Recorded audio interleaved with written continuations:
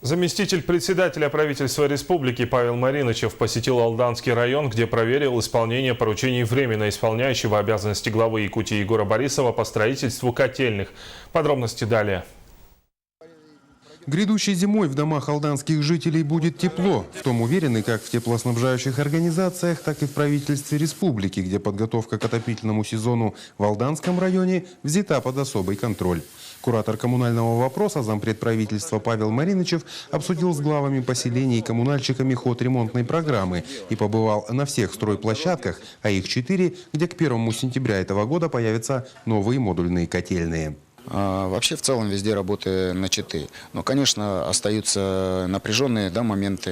Это и котельная солнечная, новая МКУ-10, и те работы, которые запланированы в Верхнем Куранахе, там по срокам напряжения есть, но с учетом тех обсуждений, которые мы сегодня провели, надо понимать, и мы очень на это надеемся, что новые объекты, которые спланированы к строительству к началу отопительного сезона, будут введены в эксплуатацию. На нынешнюю программу подготовки к отопительному сезону заложено около полумиллиарда рублей. Средства серьезные, и теперь главное успеть уложиться в установленные сроки. Если по ряду объектов подрядчики идут с опережением графиков, это МКУ в поселке Ленинский и городе Тамоте, то на стройплощадках в Верхнем Куранахе и микрорайоне Солнечный к работам только приступили. Причины задержки – позднее проведение торгов и подписание договоров. На сегодняшний момент действительно сроки у нас сжатые.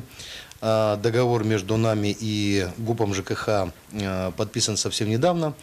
Поэтому, руководством теплоэнергосервиса были предприняты все меры, чтобы в кратчайшие сроки, даже за счет передвижек по другим филиалам, оборудование было в кратчайшие сроки довезено сюда и смонтировано. Кроме новых теплоцентралей, большой объем работ ведется по замене магистральных теплосетей, домовых теплотрасс и систем отопления в концевых домах, до которых тепло просто не доходило из-за низкого давления. Я хотел бы еще раз напомнить главам администрации о тех договоренностях, которые у нас были. То есть концевые дома надо отремонтировать. Кроме прочего, заинтересованные стороны обсудили давнюю и многозначительную проблему – системы водоотведения и канализации.